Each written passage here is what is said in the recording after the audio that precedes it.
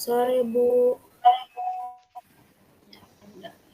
Kalau misalnya gitu langsung dimulai aja kali ya, sambil nunggu teman-teman yang lain mungkin nanti bisa nyusul daripada nunggu waktu terlalu. Oke, langsung saya mulai ya. Ini saya off cam aja deh buat menstabilkan sinyal gitu ya. Oke, assalamualaikum warahmatullahi wabarakatuh. Waalaikumsalam warahmatullahi wabarakatuh.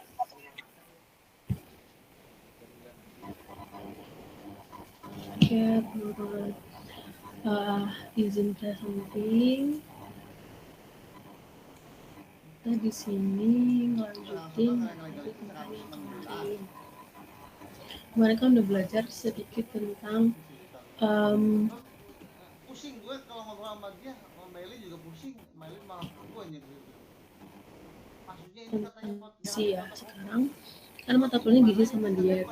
Kemarin udah belajar sedikit tentang gizi sama sedikit juga ada selipan diet. Sekarang masuk ke konsep pedoman diet.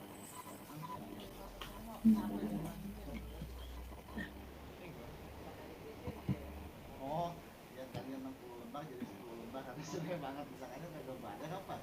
60 lembar. Oke, kemarin juga sedikit sih udah jelasin ya tentang diet. Diet itu lebih ke pengaturan pola makan. Nah, diet di sini berasal dari bahasa Yunani, yaitu dietita yang berarti cara hidup. Sedangkan menurut Persagi tahun 2009, diet ini merupakan pengaturan pola konsumsi baik makanan atau minuman yang dilarang, dibatasi jumlahnya, dimodifikasi, atau diperbolehkan dengan jumlah tertentu untuk tujuan terapi penyakit, kesehatan, atau penurunan berat badan. Nah, seperti yang sudah dijelaskan kemarin, diet itu lebih ke pengaturan pola makan, bisa dari porsinya, kemudian jumlahnya, jenisnya, waktu makannya, gitu. Nah, dari makanan-makanan yang dikonsumsi sama kita, kalau misalnya kita melakukan diet itu nggak jauh-jauh dari kata-kata makanan atau minuman yang dibatasi, dimodifikasi, ataupun dihindari gitu, kayak makanan dihindari sama yang tidak dihindari ketika kita melakukan diet tertentu.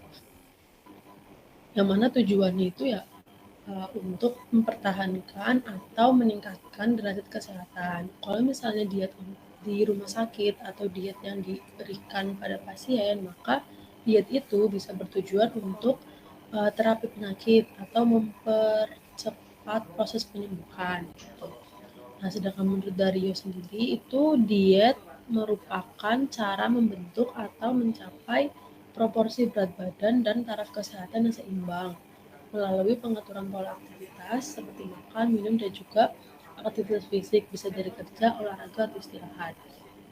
Nah, diet ini juga yang digandrungi sama muda-mudi gitu ya, yang untuk diet itu lebih ke membentuk tubuh gitu, mencapai proporsi berat badan.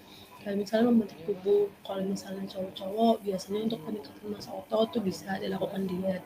Tapi lebih ke pengaturan konsumsi pangan dan juga aktivitas fisiknya.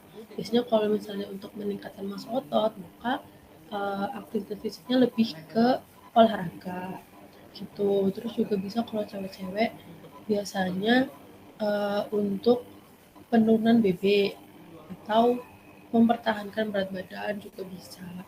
Itu sama sih, lebih ke pengaturan pola konsumsi dan juga aktivitasnya. Kayak diet itu kan kuncinya di, kalau misalnya penurunan berat badan, kuncinya maka ada di uh, pengurangan energi yang masuk. Sedangkan kalau misalnya untuk mempertahankan, maka lebih ditekankan antara asupan makan yang masuk sama pengeluaran energinya itu sama.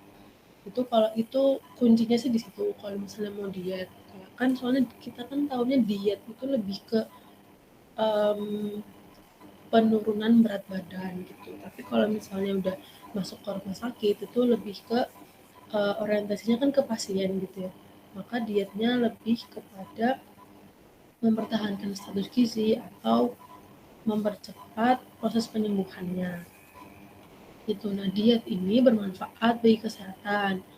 Bisa untuk meningkatkan metabolisme tubuh, memperlancar pencernaan, kemudian menyehatkan kulit, dan juga mencegah tubuh kita dari berbagai resiko penyakit yang bisa timbul dari akibat antara asupan dan juga pengeluaran yang asupan makan dan juga pengeluaran energinya gitu. Nah,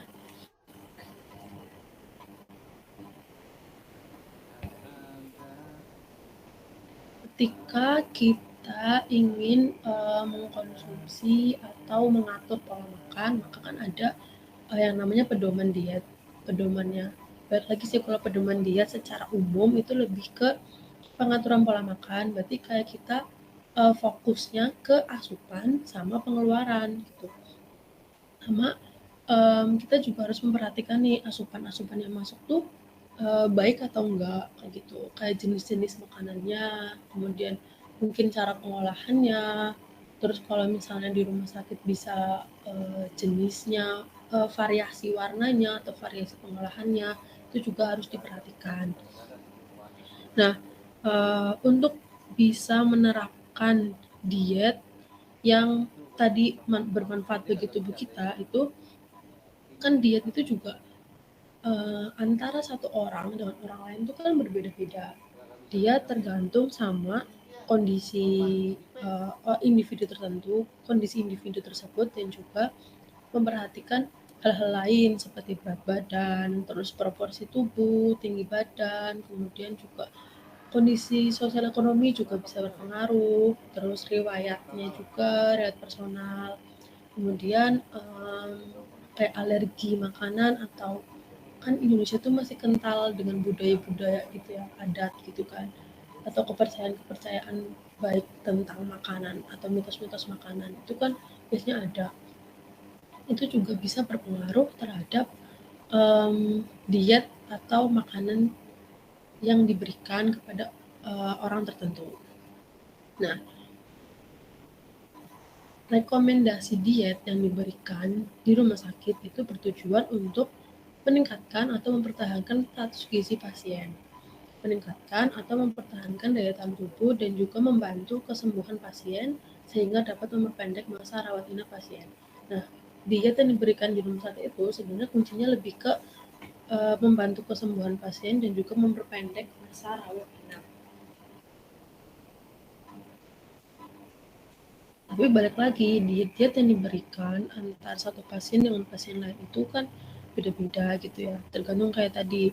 Jadi diet yang diberikan ke pasien itu beda-beda, tergantung dari kondisi pasien sendiri. Kayak misalnya kondisi pasien kan, pasien berarti kan di rumah sakit itu sakit ya. Ada kondisi tertentu yang mempengaruhi bisa pencernaannya, kemudian mungkin bisa mempengaruhi makanan masuknya tuh dengan cara apa gitu. Jadi kita lihat dulu kondisi pasien itu seperti apa, dikaji dulu, diasesmen dulu, kemudian baru nanti ditentukan diet apa yang kira-kira cocok nih atau bisa masuk ke pasien. Tuh, nah umumnya rumah sakit itu akan menyediakan makanan seperti makanan dengan kandungan nutrien yang baik dan seimbang. Nah, kuncinya kan di sini. Makanan-makanan atau diet yang diberikan ke rumah sakit itu upayanya sebagai upaya untuk memenuhi kebutuhan pasien selama dirawat inap di rumah sakit.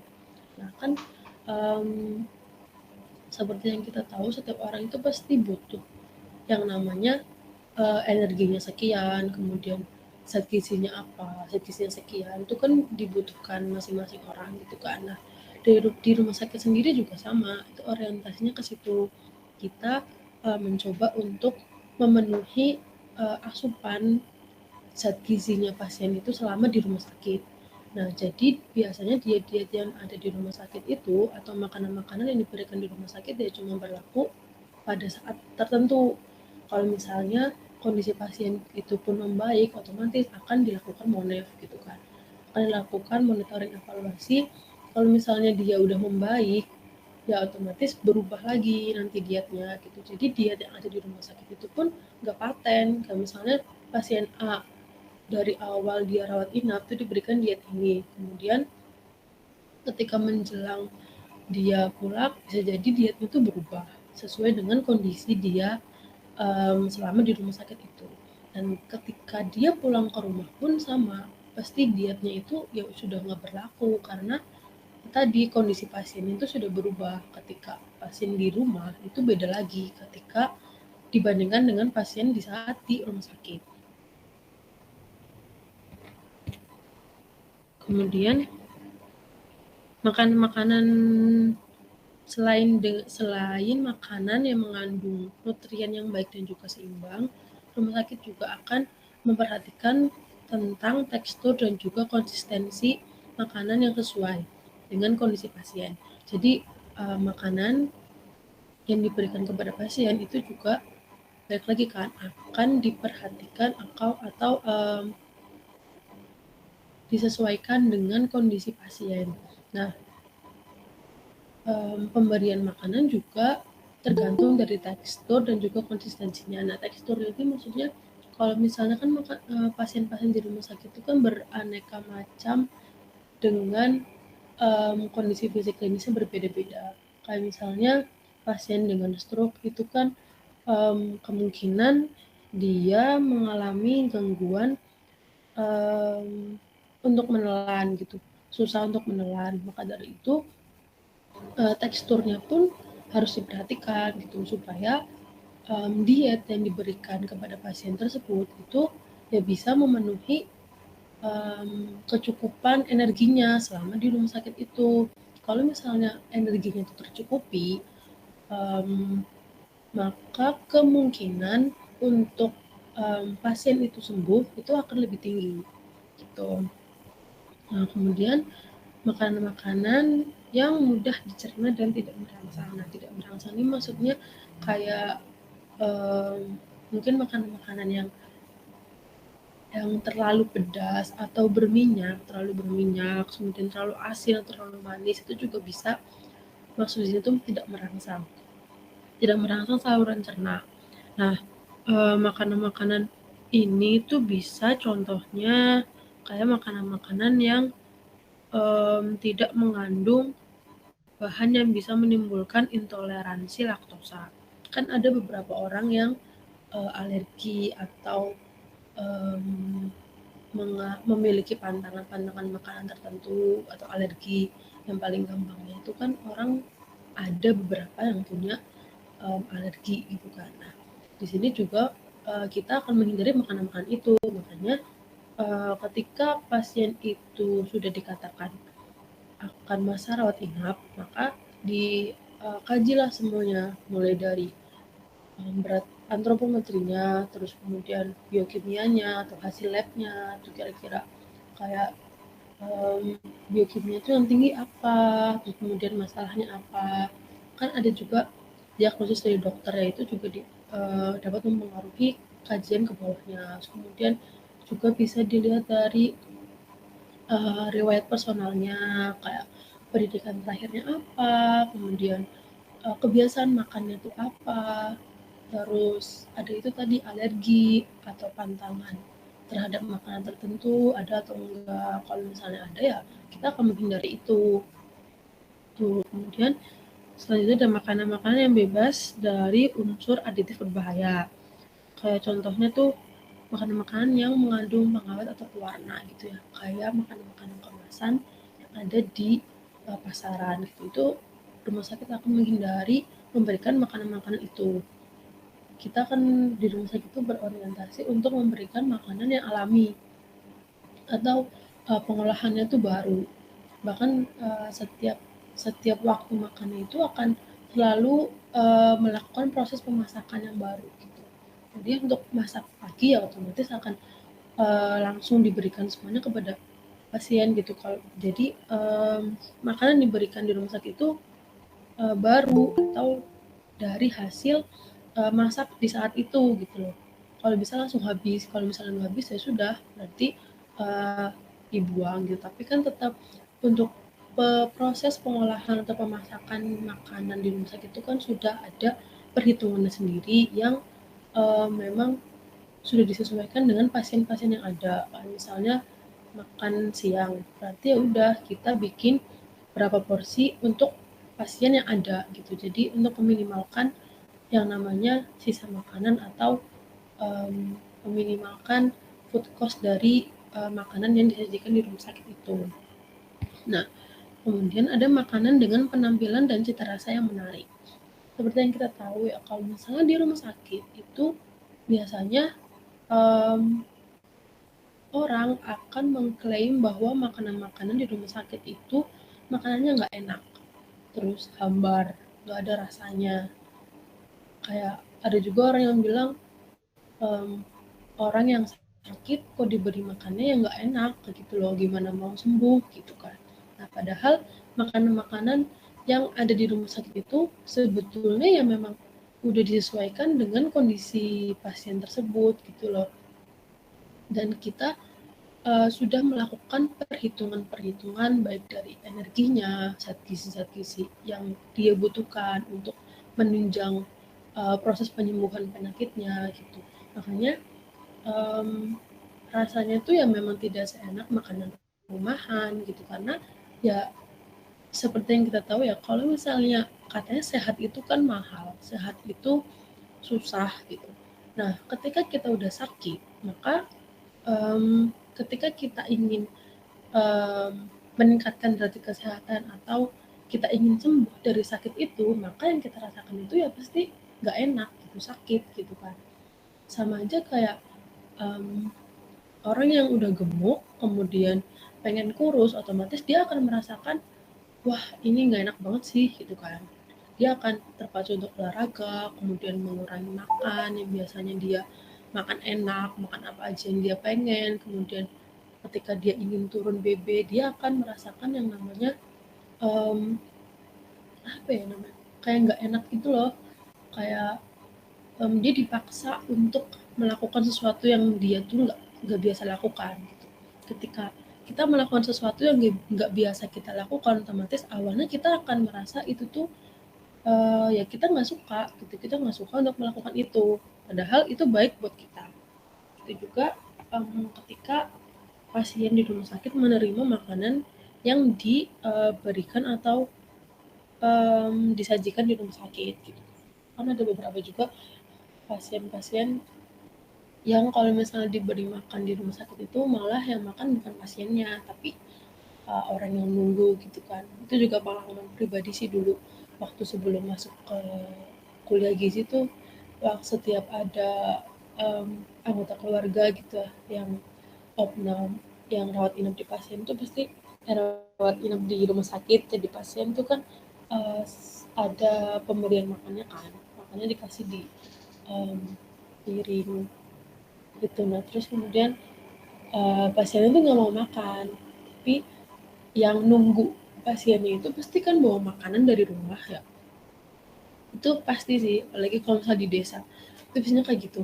uh, Pengunjungnya atau penunggu pasiennya itu kalau misalnya pulang pasti bawa makanan dari rumah, dengan harapan tuh sebetulnya itu buat um, sangu apa ya, sangu buat itu, buat dia makan sendiri gitu. Tapi karena tadi pasiennya itu udah lagi sakit, terus kemudian nggak enak kan, kalau orang sakit kan kadang tenggorokannya nggak enak ya, buat makan makan apa apa tuh nggak enak.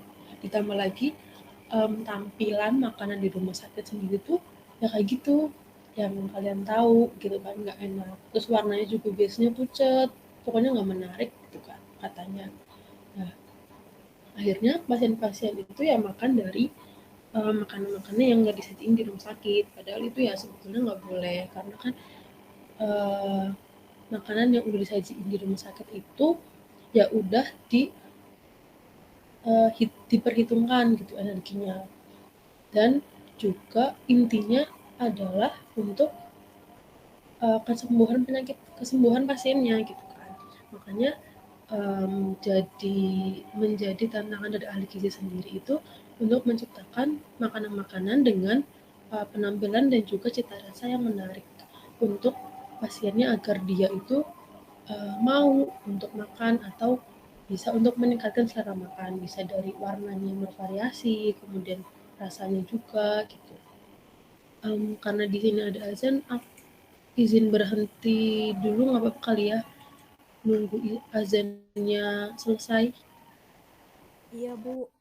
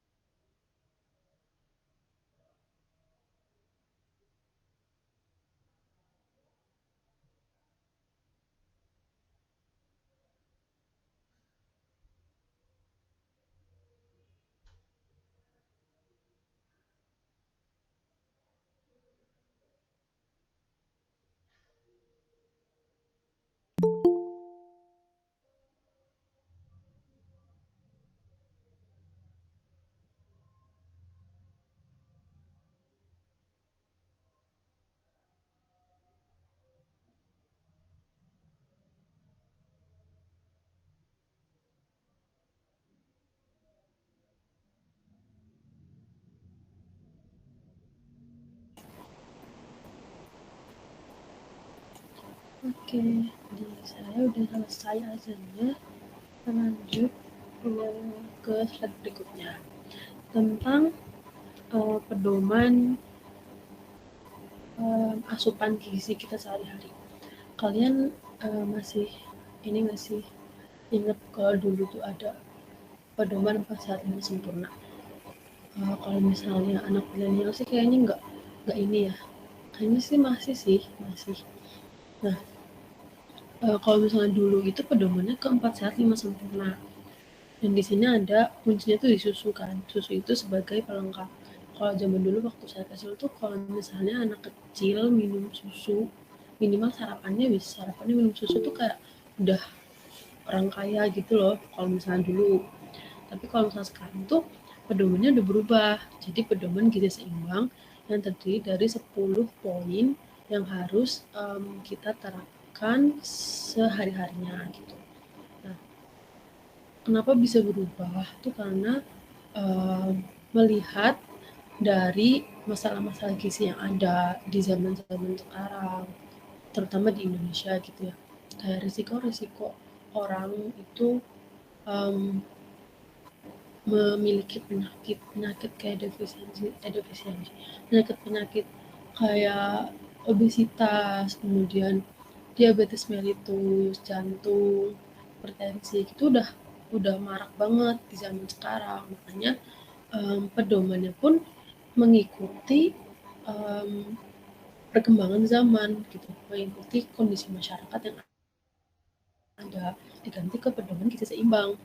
Nah, pedoman gizi seimbang ini orientasinya sama sih untuk meningkatkan derajat kesehatan dan juga menghindari atau mencegah kita mengalami penyakit-penyakit tertentu. Penyakit-penyakit yang ada tuh kayak malnutrisi, yang paling sering tuh gizi lebih sih, obesitas. Nah, dari obesitas ini kan juga akan memicu penyakit-penyakit lain kan.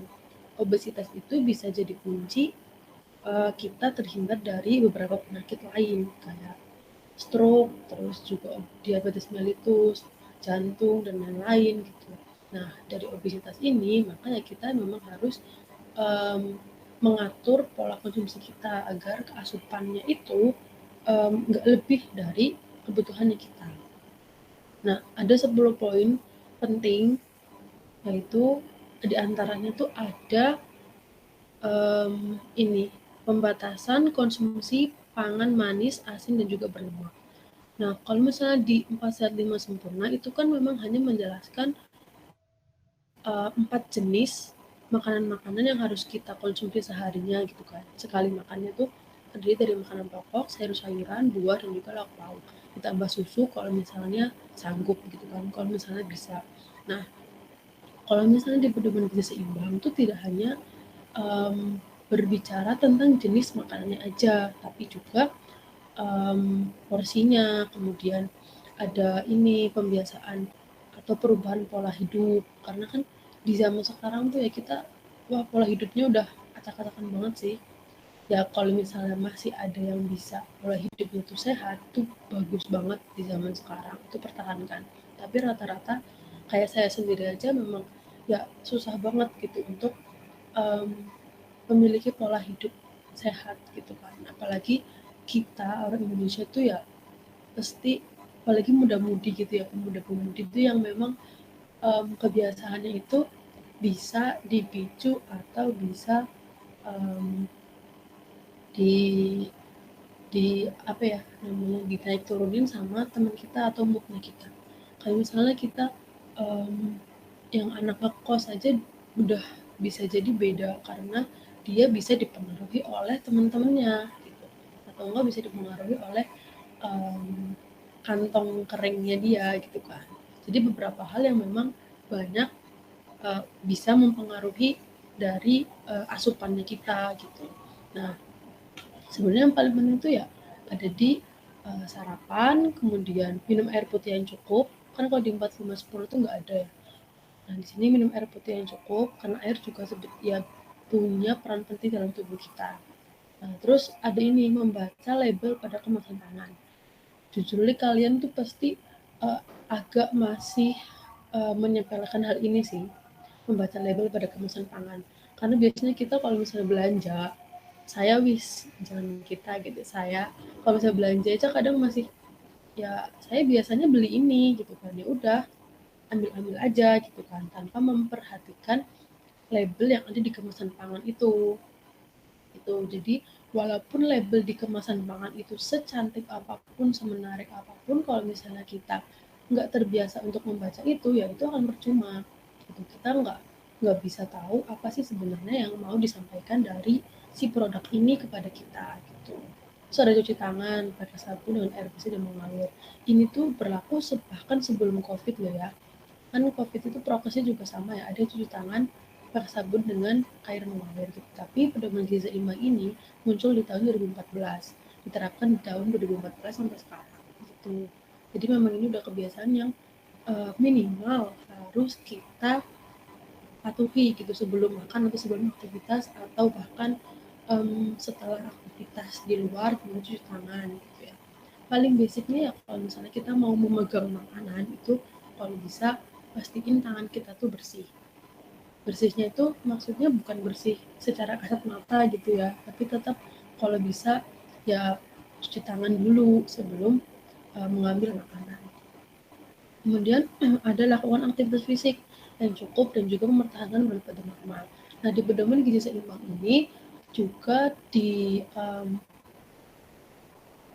juga di pedoman gizi seimbang ini kita dituntut, atau kalau kalau bisa gitu kita mengecek berat badan yang rutin, bisa sebulan sekali atau 2 bulan sekali. Jadi kita tahu berat badannya kita tuh berapa, apa masih normal, apa masih dalam status gizi yang normal atau enggak gitu. Kalau misalnya udah enggak, ya kita harus menurunkan BB-nya gitu kan. Jadi harus mempertahankan berat badan normalnya.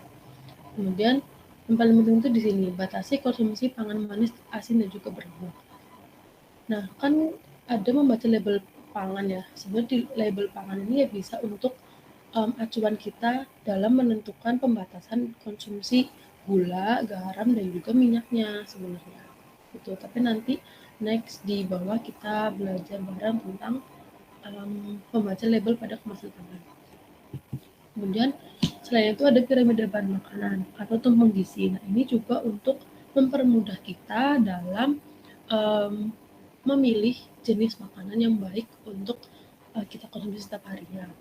Yang paling atas ada batasi garam, gula, dan minyak. Kalau misalnya garam itu kalau bisa 1 sendok teh sehari atau sekitar 5 gram sehari. Kalau misalnya gula itu 4 sendok makan atau 50 gram sehari. Kalau misalnya minyak itu 5 sendok makan. Jadi garam 1 sendok teh, gula 4 sendok makan, dan minyak 5 sendok makan itu sehari gitu ya, bukan sekali makan tapi sehari. Kalau misalnya kita makan 3 kali, ya tinggal dibagi aja dalam 3 kali itu kalau bisa gulanya 4 sendok makan atau sekitar 50 gram seharinya gitu.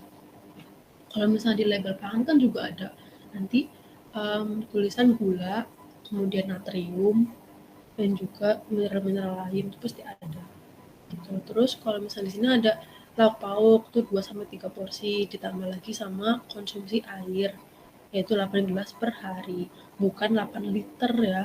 Dulu aku pernah ditanya sama orang, katanya kita minum harus 8 liter per hari gitu.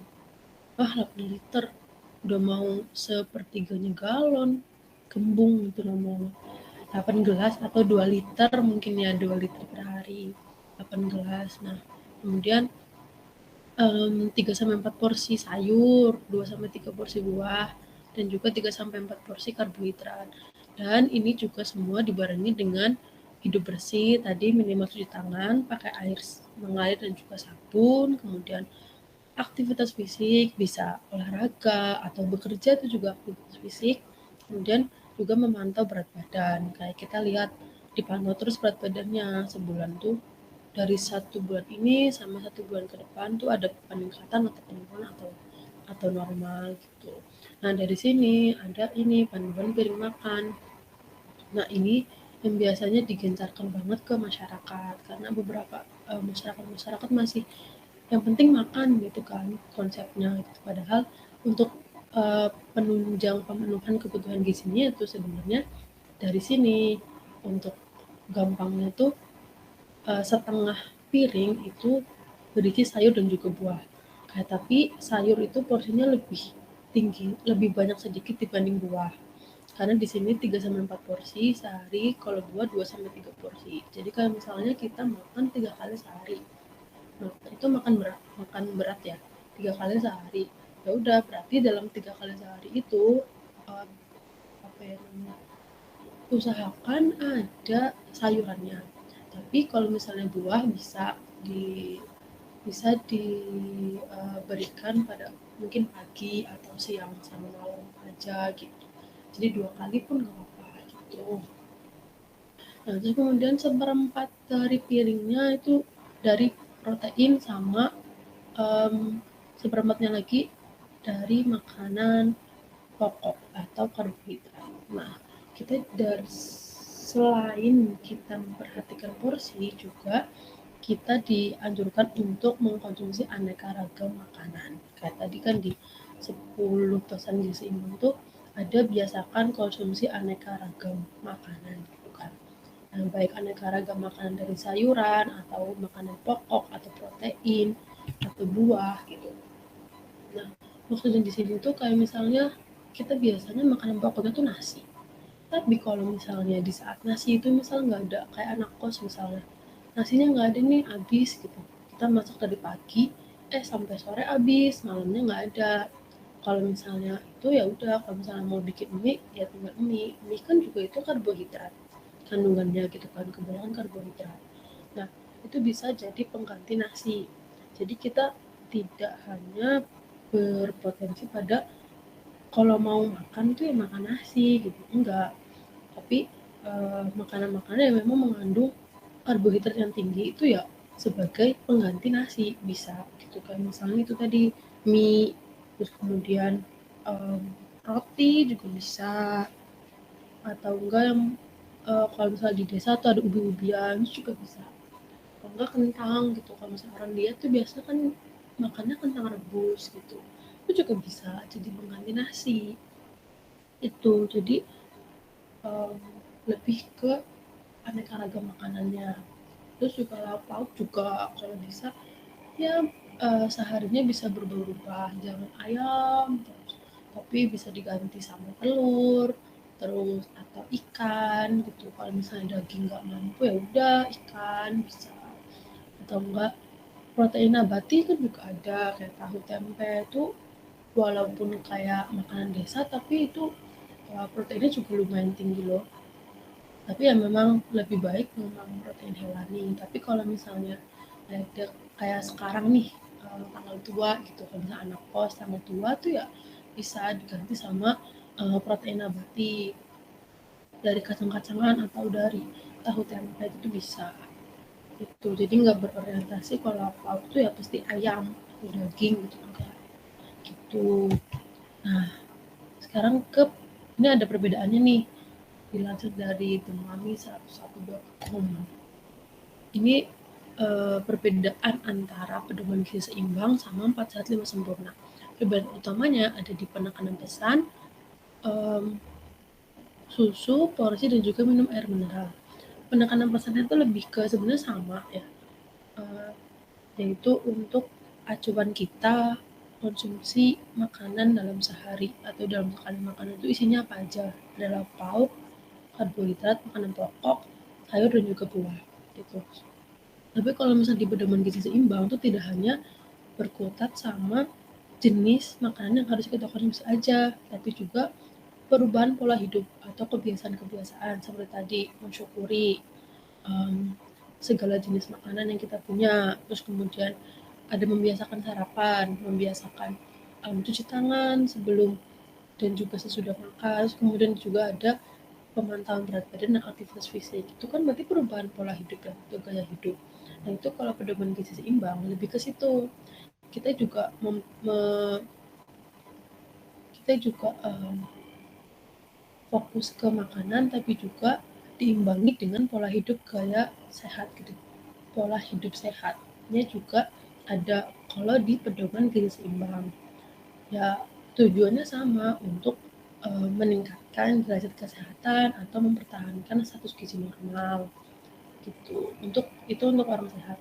Nah, kemudian ada susu. Kalau misalnya di 4 sehat 5 sempurna kan tadi susunya sebagai pelengkap atau penyempurna dari makanan satu kali makan itu kan. Tapi kalau misalnya di pedoman gizi seimbang, susunya itu sebagai salah satu sumber protein dan mineral yang bisa digantikan oleh jenis makanan lain. Kayak tadi misalnya kan ada juga orang yang nggak mau minum susu ya, maksudnya mungkin intoleransi laktosa, atau ada juga teman-teman saya juga pernah katanya kalau misalnya minum susu tuh jadi diare, itu bisa diganti sama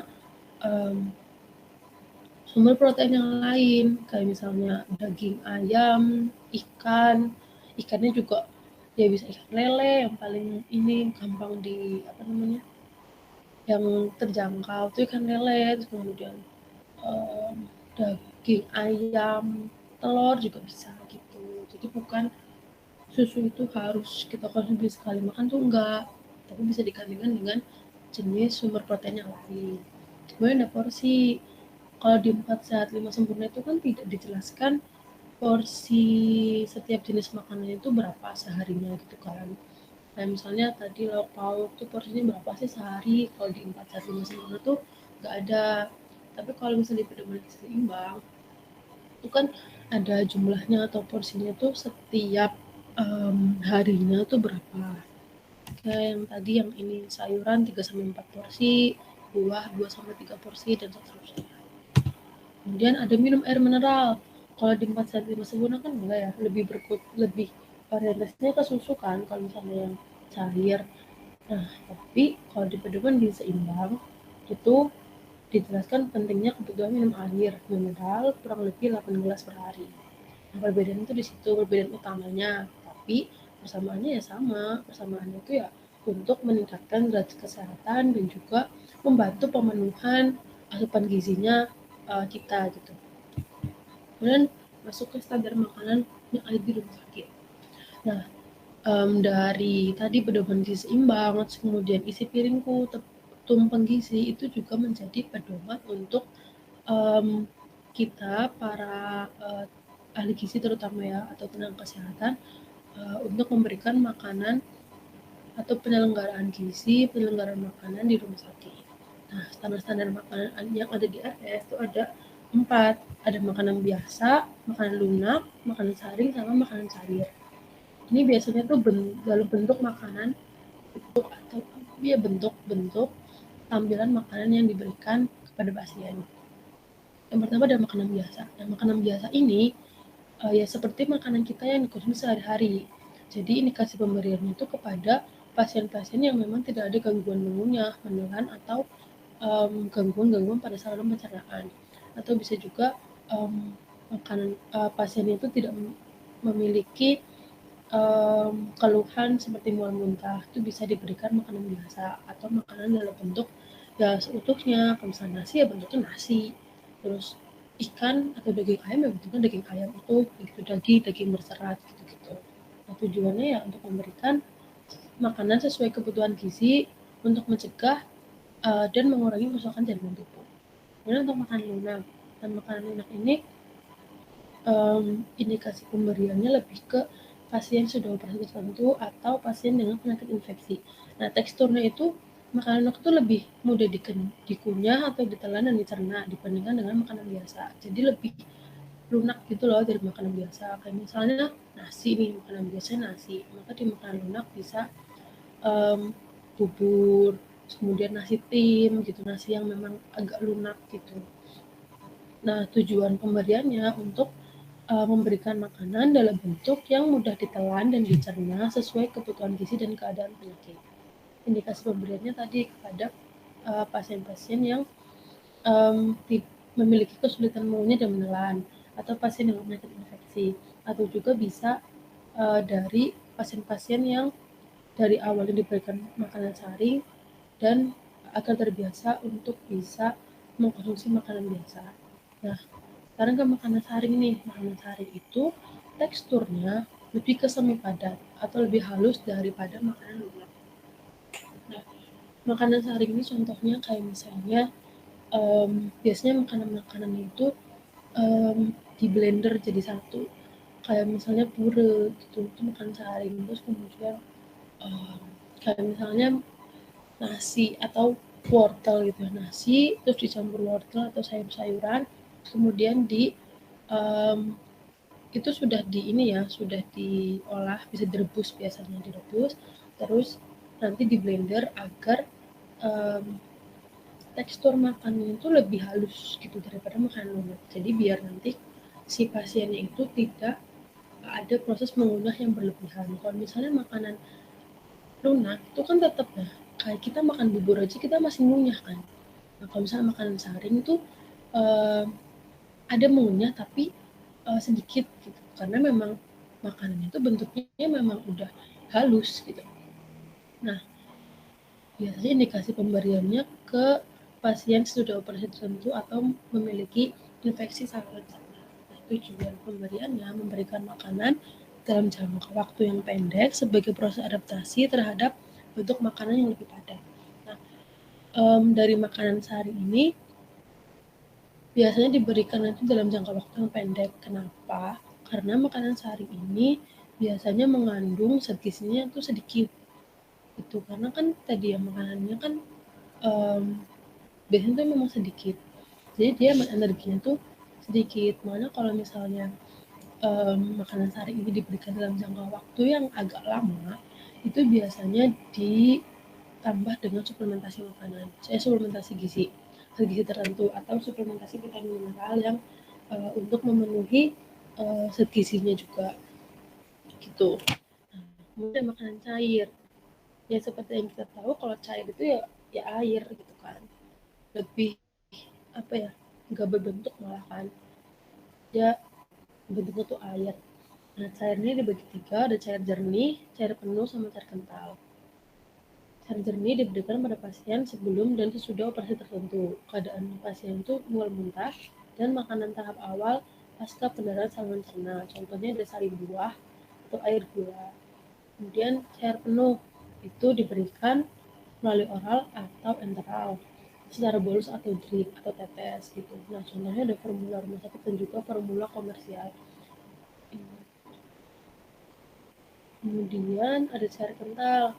Cair kental itu pasien tidak mampu mengunyah dan menelan, seperti memiliki penyakit dengan peradangan, lupus septik atau gangguan struktural. Contohnya ada sup krim, jagung, juga pur kentang, jus sayur, jus buah atau puding gitu. Nah, kalau misalnya cair penuh, itu kan ada formula RS ya. Formula RS itu biasanya diberikannya seperti kayak makanan-makanan yang untuk di enteral gitu, pasien-pasien dengan makan enteral cair itu ya biasanya cair penuh, itu formula RS. Itu juga mengandung memang energi-energi yang dibutuhkan untuk pasien gitu kan. Dan jenis makanan ini, standar makan RS ini dari keempat ini memang diberikan sesuai dengan kondisi pasien. Nah, kalau misalnya pasien tidak ada keluhan yang lebih lanjut, itu ya pasti diberikan makanan biasa. Tapi kalau misalnya ada beberapa keluhan yang lain bisa diberikan makan lunak atau makanan sehari. Tapi makanan sehari itu tadi energinya tuh sedikit gitu, jadinya dia hanya adaptasi sebentar gitu sebelum ke jenjang makanan lunak gitu. Nah terus di sini ada prinsip dietnya nih. Prinsip diet rumah sakit tuh ada 5, tapi prinsip diet ini itu bukan menjadi acuan pemberian diet kepada pasien gitu. Bisa juga nanti kan diet itu kan diberikan sesuai dengan kondisi pasien ya. Jadinya diet-diet yang ada atau yang diberikan kepada pasien itu ya memang sesuai dengan kondisi penyakitnya, atau ada keluhan-keluhan kayak tadi susah menelan, terus atau mual muntah, kemudian diare, itu juga bisa mempengaruhi pemberian diet kepada pasien. Nah di sini kita kenalan sama prinsip diet RS ada 5, yaitu diet energi tinggi protein tinggi atau ETPT, diet rendah energi, diet rendah garam, diet tinggi serat, dan juga diet rendah risa. Terus ada diet ETPT. Ini kita kenalan sedikit aja ya, karena ini lebih ke ahli gizi sih sebenarnya. Tapi mungkin bisa jadi pengetahuan aja buat kalian gitu. Nah, diet ETPT ini untuk memenuhi kebutuhan energi dan protein yang meningkat, dan untuk mencegah atau mengurangi kerusakan jaringan tubuh serta meningkatkan berat badan hingga mencapai status gizi. Bentuknya itu bisa oral atau interal. Indikasi pemberian diet ETPT itu ketika seseorang atau ketika pasien itu mengalami masalah-masalah atau resiko malnutrisi terhadap energi atau protein. Ketika pasien itu mengalami malnutrisi energi atau protein tertentu, itu ya bisa diberikan dengan diet ETPT ini. Atau mungkin karena kebutuhan meningkat seperti HIV/AIDS gitu ya, atau kanker, terus juga kemudian pasca operasi, atau itu juga biasanya kan butuh protein yang tinggi untuk membantu meningkatkan pemulihan tubuh atau membantu pembentukan jaringan baru gitu kan. Itu biasanya kan gitu. Nah biasanya itu diberikan diet ATPT. Nah di macam diet ATPT ini ada 2. Yang pertama diet ATPT 1 itu energinya sekitar 2700 kilokalori dan proteinnya diberikan sekitar 2 gram per kilogram berat badan. Dan diet ATPT 2 energinya 3000 kilokalori, proteinnya sekitar 2,5 atau 2,5 gram per kilogram berat badan. Jadi nanti diet yang diberikan kepada pasien itu berbeda-beda sesuai dengan minimal banget tuh berat badan itu. Ada yang kita pedoman ke berat badan atau kondisi-kondisi lain yang memang mempengaruhi terhadap asupan atau kecukupan gizinya. Jadi diet ATPT ada 2, diet ATPT 1 sama diet ATPT 2. Orientasinya ya lebih ke pasien-pasien malnutrisi sih, biasanya kayak kurang energi protein, kayak misalnya ada KEP kan, kurang energi protein itu bisa diberikannya diet ATPT. Atau yang paling gampang lagi itu pasca operasi, prapaska operasi, atau luka bakar, karena untuk menunjang pembentukan jaringan baru. Kemudian ada diet rendah energi. Nah dari diet-diet ini juga nanti ada beberapa jenis bahan makanan yang dianjurkan dan juga tidak dianjurkan gitu. Nah terus next ke diet energi rendah atau diet rendah energi. Nah diet rendah energi ini merupakan modifikasi dari diet biasa dengan mengurangi energi di bawah kebutuhan, namun tetap mempertahankan asupan protein, vitamin, mineral sesuai kebutuhan dan membatasi asupan lemak dan gula. Nah tujuannya itu ya untuk mengontrol asupan energinya atau bisa untuk menurunkan berat badan pada pasien yang memang mengalami kelebihan berat badan atau obesitas untuk mencapai status gizi normal. Dan biasanya diet rendah energi ini diberikan dengan target penurunan BB sekitar 10% dari BB aktual. Nah, diet rendah energi ini bisa sih jadi pedoman kalian-kalian yang memang ingin menurunkan berat badan. Karena kan penurunan berat badan itu tadi kuncinya ada di asupan atau pengurangan asupan zat gizi kurang dari kebutuhan. Itu kuncinya di situ. Itu kunci kalau misalnya pengen diet penurunan berat badan. Tapi kalau untuk peningkatan berat badan ya berarti dibalik, dietnya itu ya tinggi energi gitu. Syarat dan prinsip dietnya bisa dilihat di sini. Kemudian nanti ini juga syarat dan prinsip dietnya lebih disesuaikan juga dengan kondisi pasien ya. Kayak misalnya energinya berapa, itu satu pasien dengan pasien lain itu bisa berbeda tergantung kondisi fisik klinis ataupun antropometrinya mereka. Gitu. Nah, faktor penting ketika ingin menjalankan diet rendah energi itu adalah keseimbangan energi negatif. Energi negatif di sini maksudnya asupan makanan, energi dari asupan itu kurang dari kebutuhan. Jadinya negatif atau timbangannya itu akan serong gitu, maksudnya lebih berat aktivitasnya dibandingkan dengan energinya gitu. Nah, kalau misalnya diet di rumah sakit biasanya lebih ke pengurangan energi sekitar 500 sampai 1000 kilokalori per hari. Dan ini efektif untuk menurunkan berat badan sekitar 1,5 sampai 1 kilogram per minggu. Nah, beberapa penelitian juga menyebutkan ketika kita melakukan diet 1200 kilokalori per hari untuk perempuan atau 1400 kilokalori per hari untuk laki-laki dapat menurunkan sekitar 1 sampai 2 kg per bulan. Nah, apabila disertai dengan aktivitas fisik, maka dapat menurunkan sampai 4 kg per bulan. Ini bisa jadi pedoman untuk kita yang ingin menurunkan berat badan atau mempertahankan berat badan juga bisa. Nah, rekomendasi aktivitas fisiknya itu ya sekitar 150 sampai 420 menit per minggu. Nanti tinggal kalian atur aja seharinya mau berapa. Kalau misalnya baru tuh biasanya ya jangan diforsir untuk melakukan aktivitas fisik yang berat gitu ya. Kalau misalnya kita masih awal gitu, tetap ini aja berprogres aja. Kayak misalnya 1 hari pertama tuh sekian menit dulu, kemudian nanti kalau sudah terbiasa itu ya akan lebih enjoy gitu loh itu. Nah, untuk distribusi makan di rumah sakit itu biasanya 3 kali makan utama dan 2 kali makan selingan.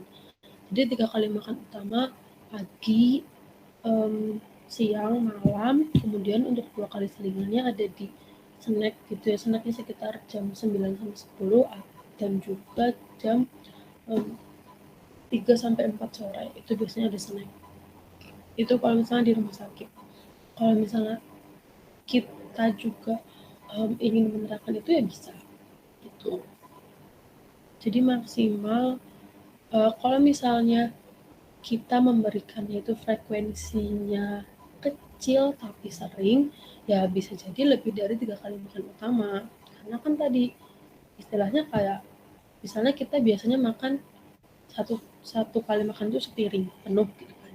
Tapi ketika kita ingin mengurangi porsi makan itu bisa kita bagi setengah, tapi setengahnya lagi itu dimakannya nanti gitu. Jadi bisa kalau misalnya pedomannya itu frekuensi pemberian frekuensinya itu kecil tapi sering ya bisa jadi malah 6 kali makan utama gitu. Tapi kan tadi kayak logikanya tuh biasanya makan satu piring, tapi karena harus kecil tapi sering, satu piring itu dibagi 2 kali gitu.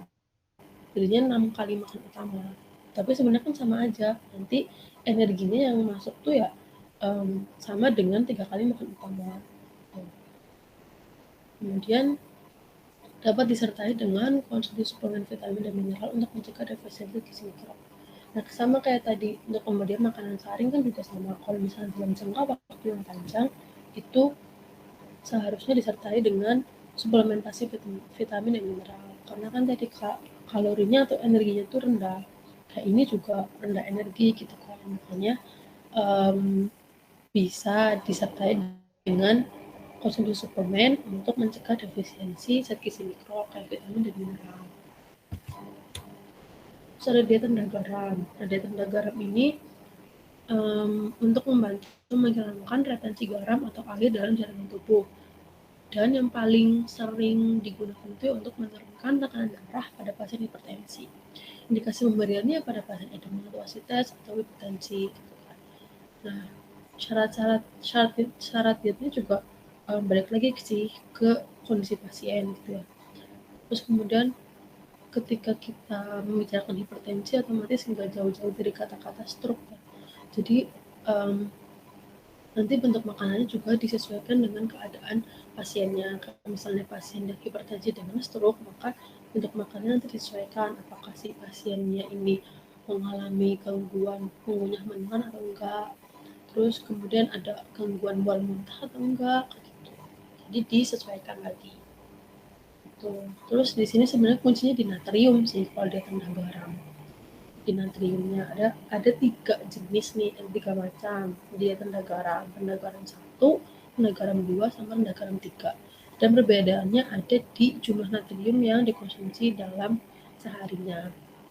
Itu nah ini ya sebenarnya sama untuk orientasi itu lebih ke menurunkan tekanan darah gitu, atau meminimalkan konsumsi natrium. Dan diet rendah sisa. Nah, makanan-makanan diet rendah sisa ini memiliki atau mengandung bahan makanan yang rendah serat, hanya sedikit meninggalkan sisa serta tidak merangsang saluran cerna. Tujuannya itu untuk memberikan makanan yang sedikit mungkin merangsang alat pencernaan dan sedikit mungkin meninggalkan sisa.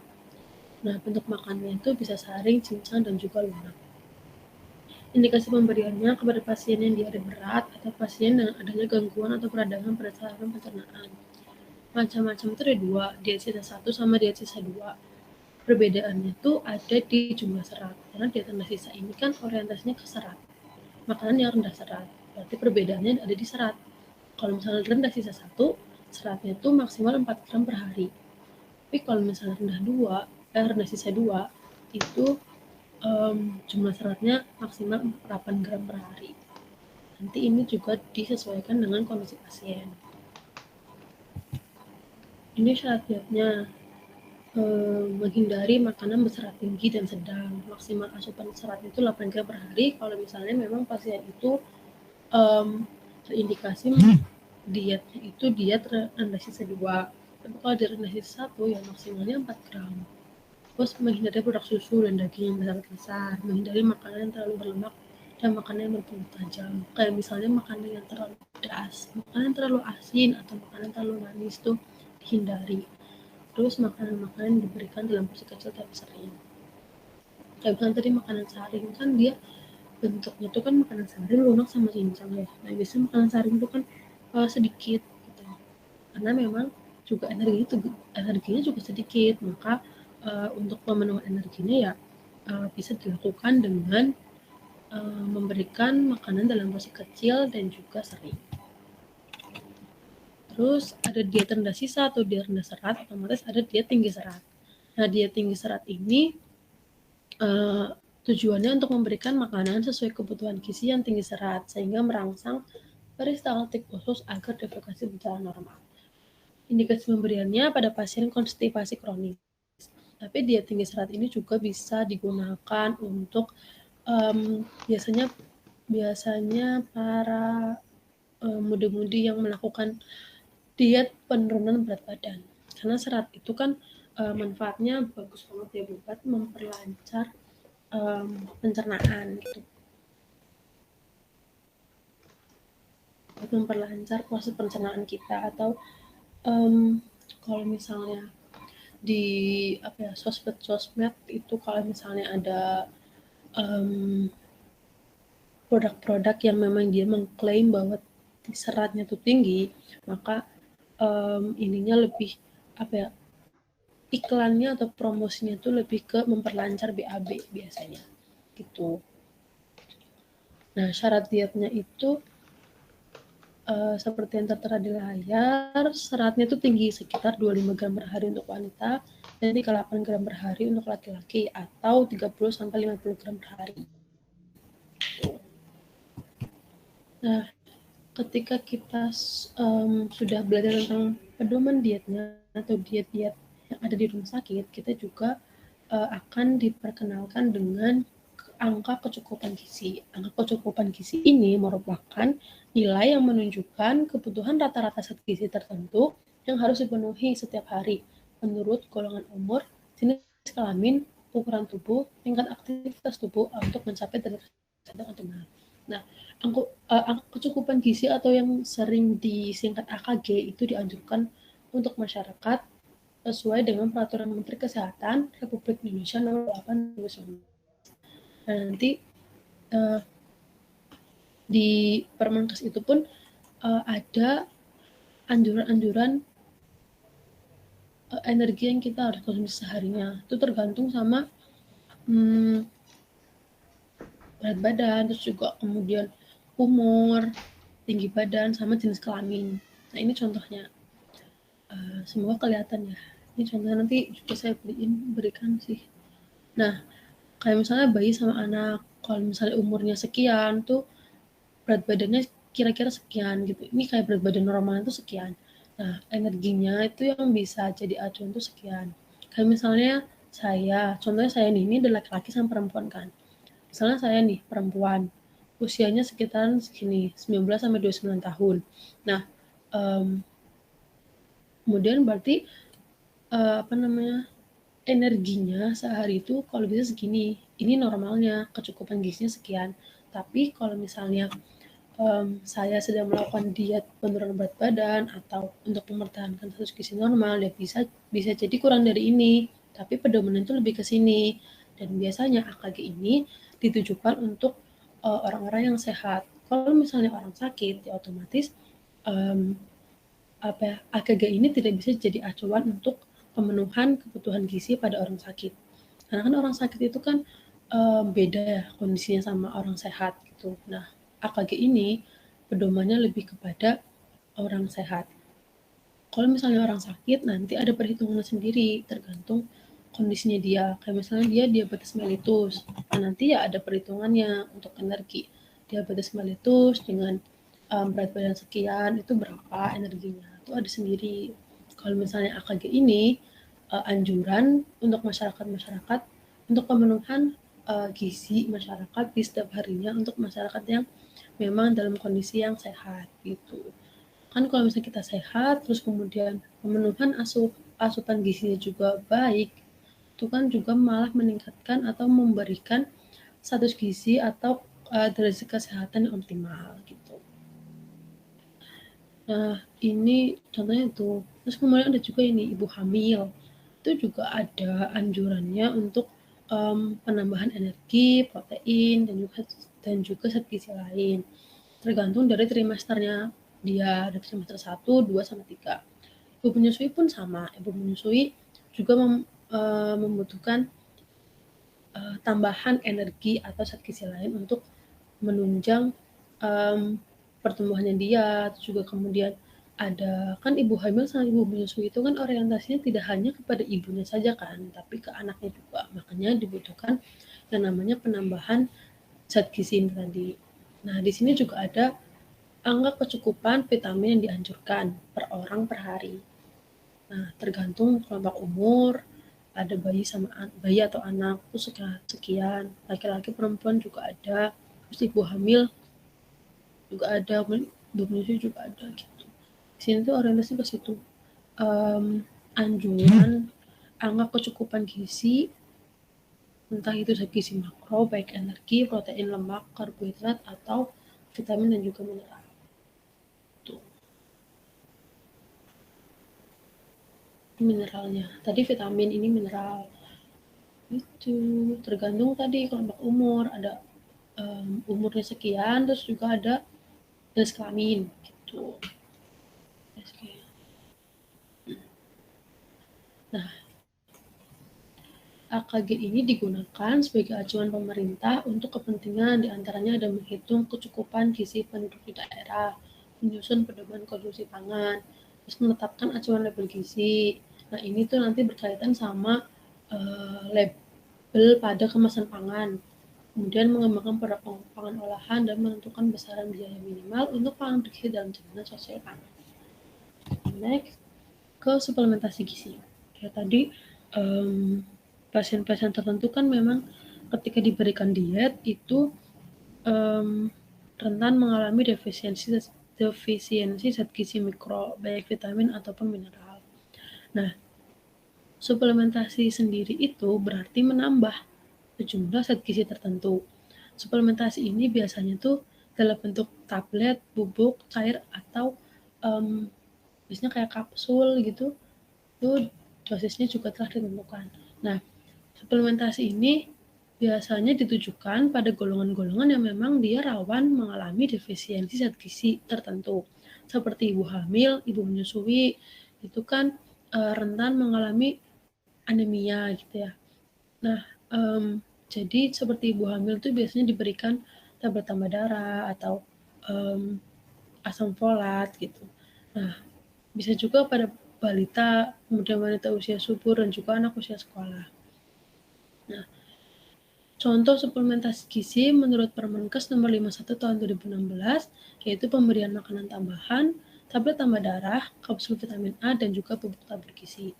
Nah, ini ada di Permenkes nomor 51 tahun 2016 tentang standar produk suplementasi gizi. Ada 4 bentuk, makanan tambahan, tablet tambah darah, kapsul vitamin A, dan bubuk tabur gizi. Nah, seperti yang tertera di sini juga ada peraturannya. Kayak makanan tambahan itu diberikannya kepada siapa, kemudian tablet tambah darah juga kepada siapa, vitamin A juga kepada siapa, gitu. Ini memicu mengacu itu pada Permenkes ini. Kemudian suplementasi ini dijadikan sebagai makanan pendamping atau penambah nutrisi program diet, namun tidak ditujukan sebagai pengganti makanan. Nah, seperti yang kita tahu ya, suplementasi gizi itu kan berarti kita mengkonsumsi tablet atau kapsul tertentu yang memang dia sudah diklaim bahwa dia mengandung misalnya kayak vitamin, mineral tertentu, itu kan dalam dosis yang tertentu. Nah, tapi suplementasi ini tuh tidak bisa dijadikan sebagai pengganti dari kita memenuhi si mineral dan vitamin yang kita butuhkan gitu loh. Kayak misalnya kita kan butuh vitamin sama mineral, tapi kan sumber vitamin mineral itu kan ada di sayuran sama buah-buahan. Nah, ketika ada produk yang mengklaim bahwa dia itu mengandung vitamin dan mineral tertentu, makanya kita nggak bisa semena-mena kayak buah sama sayur kan kayak misalnya ada orang-orang tertentu yang memang dia nggak suka sama sayur kan. Nah, jadinya dia mengkonsumsi vitamin dan mineralnya itu dari suplementasi, dari obat-obatan tertentu, dari kapsul tertentu gitu. Maka itu sebenarnya nggak bisa gitu karena suplementasi ini hanya pendamping aja. Kayak lebih baik tuh ya kita memang mengkonsumsinya ya sumber vitamin dan mineralnya yang alami dari sayur sama buah itu. Karena tadi suplementasi itu kan hanya bersifat sebagai penambah aja ya, bukan pengganti sumber vitamin dan mineral itu. Nah, suplementasi ini juga tidak hanya bentuknya vitamin mineral, tapi bisa juga suplementasi protein kayak asam amino tertentu, terus kemudian suplementasi serat kayak tadi yang saya bilang banyak produk-produk yang mengklaim bahwa dia itu seratnya tinggi, jadi bisa untuk memperlancar pencernaan. Kemudian ada juga suplementasi protein yang memang dia itu bisa membantu peningkatan massa otot. Tuh.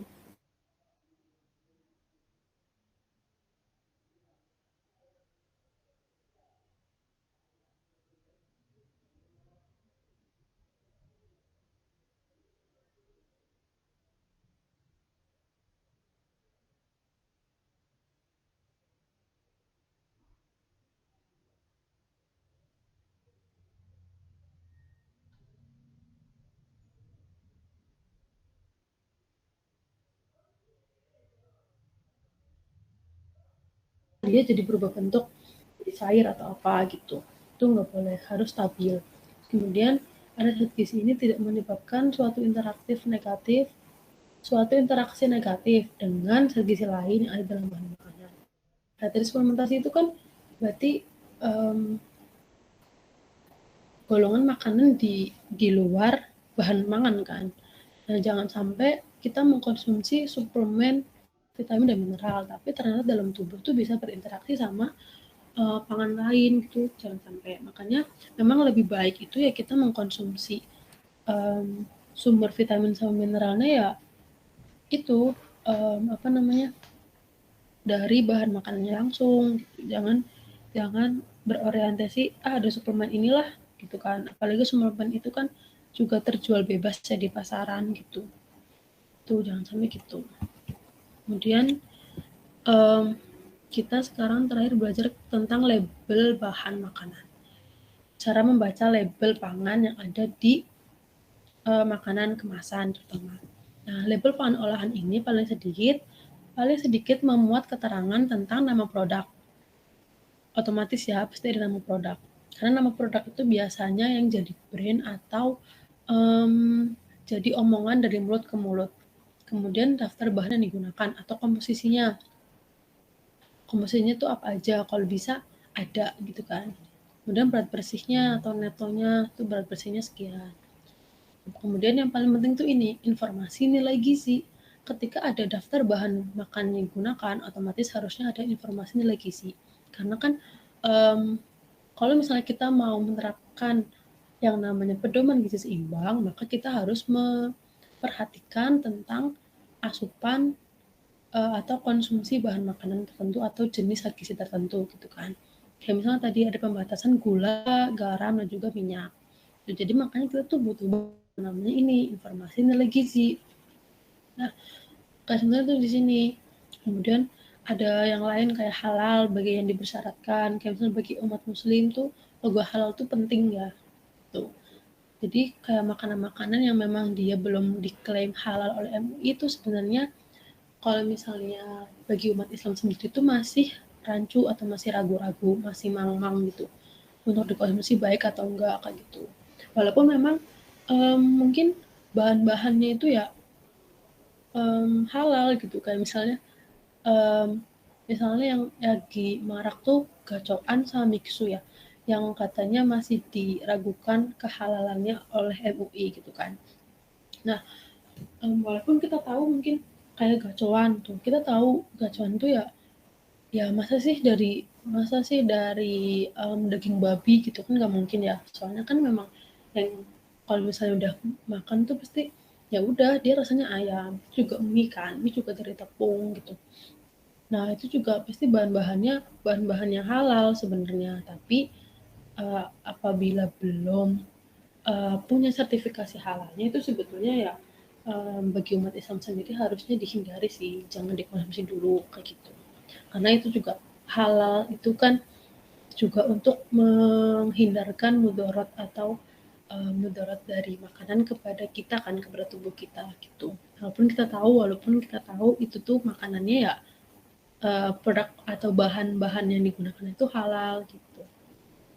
Tapi sertifikasi halal itu kan juga tidak hanya berorientasi pada komposisi makanan-makanan tertentu kan. Itu kayak nama aja tuh juga bisa mempengaruhi sertifikasi halalnya gitu. Kemudian ada tanggal dan kode produksi sama keterangan kadaluarsa. Nah ini nih penting banget, kadaluarsa. Kayak ya masa sih kita mau makan makan snack atau ciki yang dia tuh kadaluarsanya nggak ada tulisannya gitu kan. Jadi kan kita nggak bisa bedain ya antara itu makanan itu masih bagus atau enggak gitu. Terus ada nomor izin edar sama asal-usul bahan pangan tertentu. Nah, asal-usul bahan pangan tertentu ini biasanya diperlukan ketika memang bahan pangan yang digunakan itu asing atau jarang kita temui gitu. Kayak misalnya kalau kayak ini ikan bilis itu. Kalau misalnya ada beberapa orang yang tahu ikan bilis itu apa gitu kan. Tapi kalau misalnya bagi beberapa orang awam tertentu kan kita nggak tahu ikan bilis itu apa sih gitu kan. Mungkin bisa ditambahkan bentuk atau gambar dari ikan bilisnya itu apa gitu. Nah contohnya tuh ini. Kemudian ini dari Kemenkes ada panduan cara membaca informasi nilai gizi. Nah ketika kita kalau misalnya kita membicarakan tentang label pangan pada makanan itu kan orientasinya itu tidak hanya pada informasi nilai gizi, tapi juga tentang itu tadi kehalalan, terus kemudian nama dagangnya apa gitu, terus keterangan kadaluarsa atau expirednya itu kapan gitu kan. Soalnya ada beberapa snack atau jajan-jajanan apa yang gopean gitu yang 500-an gitu yang kayak makaroni itu tuh sering banget saya jumpa itu dia nggak ada minimal nggak ada nama produknya gitu loh. Kayak nama produknya tuh adanya cuman apa sih namanya di luar doang loh, di luar plastiknya gitu. Tapi kalau misalnya yang kayak diedarin kayak jajan seribuan gitu, makaroni seribuan nih plastik putih, tapi itu dia nggak ada namanya kayak gitu. Sebenarnya penting banget buat pertimbangan sebelum mengkonsumsinya. Emang sih agak ribet, tapi ya itu um, untuk tubuh kita gitu loh, untuk menjaga kita sendiri gitu. Kalau misalnya yang jaga diri kita itu bukan kita sendiri ya siapa lagi gitu kan. Nah, kita sekarang belajar ke ini nih, cara membaca informasi nilai gizinya. Nah, informasi nilai gizi yang tertera itu kan sebagai acuan atau pedoman kita untuk memenuhi asupan gizi kita setiap hari gitu kan. Nah, ini biasanya ada di makanan-makanan kemasan. Nah, contohnya ini, ada takaran saji atau jumlah sajian per kemasan. Nah, jumlah sajian per kemasan ini maksudnya ketika kita mengkonsumsi, misalnya di sini 2 bar gitu ya, kita mengkonsumsi 2 bar pangan itu atau sekitar 60 gram, maka yang kita dapatkan energinya sekitar segini, gitu loh. Kalau misalnya kita mengkonsumsinya cuma satu, kayak misalnya contohnya kalau bar itu ini deh, Beng Syar'id misalnya, Beng Syar'id. Nah, Beng Syar'id itu kan biasanya dia kemasannya jadi satu kan, jadi satu kemasan isinya ada 6 bar kecil-kecil gitu. Nah, ketika di kemasannya itu ada kata-kata takaran saji atau jumlah saji yang perkemasannya itu 2, berarti ketika kita makan beng syar'idnya itu 2 keping atau 2 bar itu, dari 6 kita makan cuma 2, itu kita sudah mendapatkan energi sekitar 220 kilokalori dan beberapa zat gizi lain tuh yang ada di sini gitu. Tapi kalau misalnya kita cuma makan 1 bar doang gitu kan, misalnya kita beli beng syar'id nih isinya 6, tapi kita mau makannya tuh jadiin selingan dalam sehari, berarti dibagi 6 kali nih makannya. Kita makannya 1 kali, satu-satu gitu. Nah, kalau misalnya satu-satu berarti pemenuhan gizi dari beng syar'id ini cuman setengahnya dari energi total yang ada di sini gitu. Jadi kita pertama lihatnya di sini dulu, di takaran sajinya dulu. Itu berapa gitu. Begitupun kalau misalnya kita makan lebih dari takaran sajinya, itu ya nanti energinya juga akan berlipat gitu kan. Seperti di sini juga bilang, jika mengkonsumsi produk tersebut lebih dari 1 kali penyajian, maka kontribusi jumlah asupan kalori dan semua nutrisi yang ada dalam produk tersebut akan lebih tinggi. Nah, ketika kita mengkonsumsi beng syar'idnya itu lebih dari 2, bisa 3 atau 4 atau bahkan dihabisin semua dalam 1 kali waktu makan, nah otomatis energi yang kita dapat dari kita konsumsi beng syar'id itu ya lebih dari yang ada di sini gitu. Makanya tadi penting banget yang namanya tuh isi bersih atau neto atau gramnya tuh berapa sih dalam satu kemasan itu. Soalnya tuh buat ini acuan untuk kita melihat asupan gizi yang masuk ke kita tuh berapa gitu. Nah, di sini kan ada persen AKG nih. Persen AKG ini memberikan informasi kontribusi produk tersebut terhadap kebutuhan sehari-hari. Dan biasanya persen AKG yang ada di kemasan-kemasan produk makanan itu ada tulisan di sini, persen AKG berdasarkan kebutuhan energi 2000 kilokalori. Kalau misalnya tadi 2000 kilokalori itu kan berarti kalau misalnya di AKG ini yang pedoman AKG 2019 itu berarti sekitar gimana ya? Ini ya, sini 2000 di sini sekitaran 2000-an. Sekitaran 2000. Kalau misalnya perempuan berarti ya untuk remaja sampai usia sekitar dewasa. Laki-laki juga sama sih.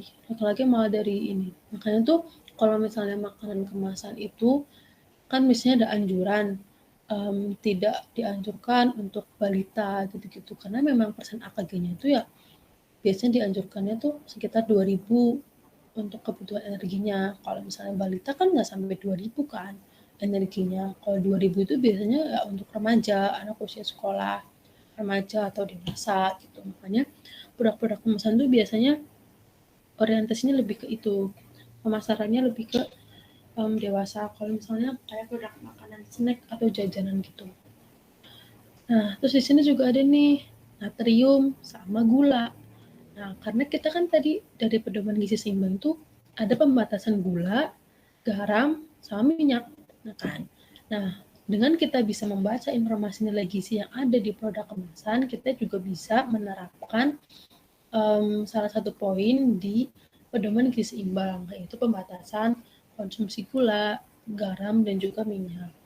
Ketika gulanya itu tadi gula 4 sendok makan sehari atau 50 gram, berarti ketika di sini kita sudah mengkonsumsi 13 gram, maka kurangnya berapa? Jadi kita bisa nimbang-nimbang gitu loh. Gitu. Nah, terus ini ada contohnya nih. Ini ada Lays nih yang apa ya, yang jadi rancu sih sebenarnya. Nanti dilihat lagi nih, ada serving size atau takaran sajinya. Kalau di sini tuh tulisannya 28 gram atau sekitar 15 keping keripik, 15 chip gitu kan. Ini kalau saya salah mau dikoreksi. Ini 15 chip itu kan berarti 15 keping keripik nggak sih? Nah, kalau misalnya kita udah konsumsi sekitar segini, ya berarti kita dapat kalori atau energinya itu sekitar 160.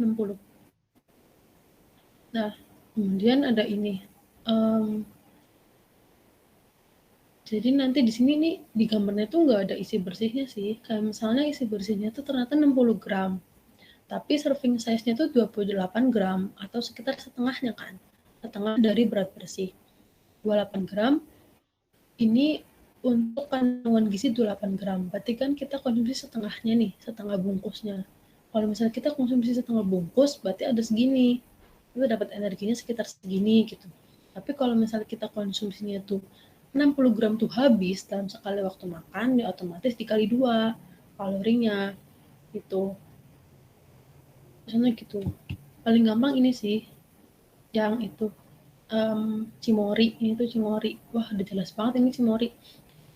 Takaran sajian di sini kan 250 ml karena dia bentuknya cair kan, dan kayak misalnya susu juga sama. Nanti misalnya susu dia tulisannya 225 ml.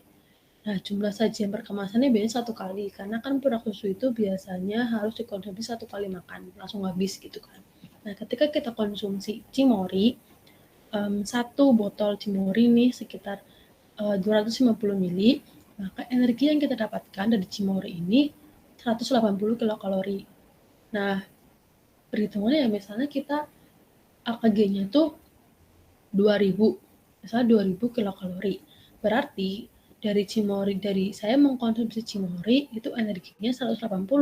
Tinggal aja 2000 kurangi 180. Itu berapa? Berarti masih kurang sekitar 1820.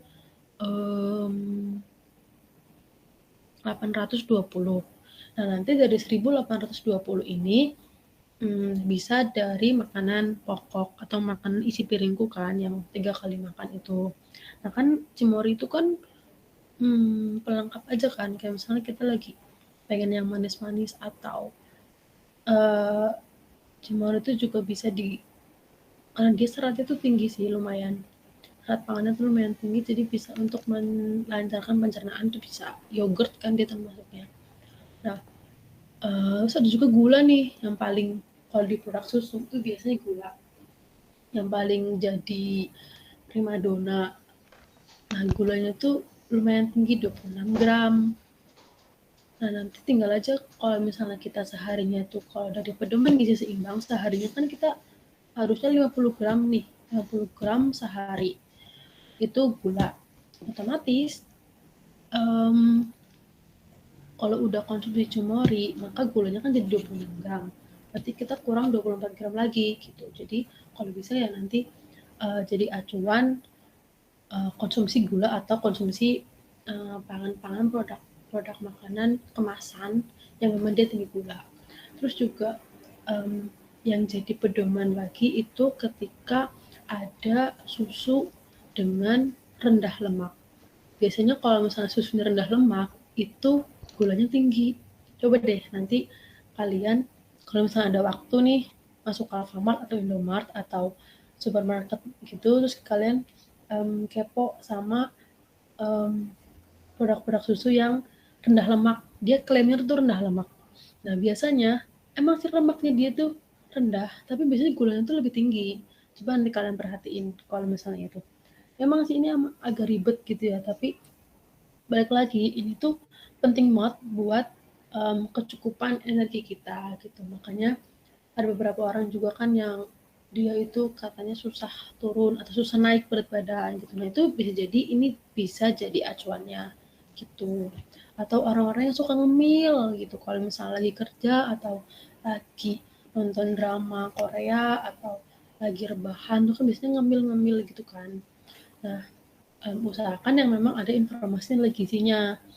Lihatlah energinya itu berapa, gulanya berapa gitu. Kan yang paling harusnya kita hindari itu kan gula, karena gula itu kan karbohidratnya sederhana, jadi gampang banget tuh diubah jadi energi. Kalau misalnya kita konsumsi gulanya tuh banyak, tapi aktivitasnya kita tuh nggak ada, alias kayak kita rebahan doang, tapi kita makannya tuh makan yang manis terus, energinya tuh banyak, otomatis kan malah menimbulkan simpanan energi yang lebih banyak di dalam tubuh kita. Makanya itu ya orang-orang yang rebahan itu biasanya resiko untuk obesitasnya tuh lebih tinggi gitu. Nah, paling dari sini udah berakhir, ye, udah selesai guys. Ini aku masih ya, nah pas banget deh 16.40. Udah paling di situ aja yang bisa saya sampaikan. Nah, nanti apabila ada pertanyaan atau sesuatu hal yang ingin didiskusikan bisa PC pribadi, nanti bisa kontaknya bisa di Mbak Fani ya, Mbak Fani itu kontaknya saya ada. Terus nanti juga saya share materinya ke Mbak Fani. Terus kemudian nanti weekend gitu ya, kalau misalnya saya sempat gitu, saya pengen ngasih kuis sedikit deh untuk mengulas tentang dua materi terakhir ini, kayak materi awal tentang konsep nutrisi sama konsep diet. Nanti bisa disampaikan ke teman-teman yang lain. Ada sedikit kuis buat kita buat saya tuh tahu udah ngerti belum sih gitu, udah paham belum sih dengan apa yang disampaikan selama dua pertemuan ini gitu. Mungkin gitu aja teman-teman, makasih atas waktunya.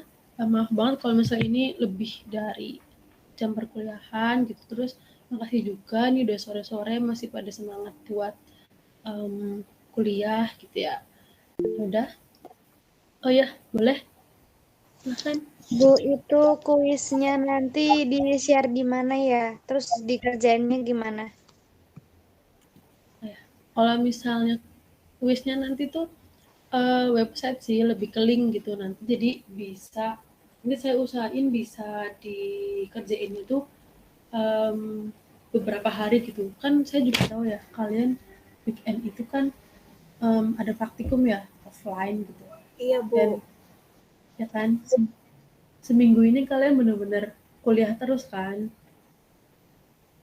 Nah jadinya nanti saya usahain kuisnya itu paling berupa pertanyaan-pertanyaan singkat kayak pilihan ganda atau kayak tadi pembacaan informasi nilai gizinya tuh, atau pembacaan label pangannya udah paham belum gitu. Jadi nanti dari website terus bisa dikerjain dalam beberapa hari ke depan gitu. Nanti saya usahain gitu. Nanti Mbak Fani coba itu ya ingetin saya ya. Kayaknya ini masih dalam progres sih. Udah bikin kemarin buat pertemuan 1 tapi nggak sempet buat dikasih. Terus mikir lagi ya udah deh kayaknya diberinya pas weekend aja gitu. Siapa tahu memang sesempatnya kalian gitu. Kalau misalnya nanti udah selesai, malam langsung saya share, terus bisa kalian kerjain ketika kalian senggang gitu. Nanti kalau Itu buat misalnya ada minggu ini, Bu. iya minggu ini paling weekend ini Oh iya, sebelum ke pertemuan ketiga. Ya gitu. Nanti kalau misalnya ada yang mau didiskusikan gitu bisa PC aja gitu. Karena ini waktunya nggak sempet ya guys, maaf banget. Itu kira-kira ada yang mau ditanyain lagi nggak? PPT-nya berarti dikirim kayak biasa ya, Bu ya, di WA. Iya, nanti saya kirim WA aja ya, biar ini lebih gampang kan kalau WA? Iya, Bu. Oke, Udah Bu, makasih. oke. Bu, Ya, makasih juga ya teman-teman. Silakan melanjutkan kegiatannya di sore hari ini. Saya akhiri, kurang lebihnya mohon maaf. Wassalamualaikum warahmatullahi wabarakatuh. Waalaikumsalam warahmatullahi wabarakatuh.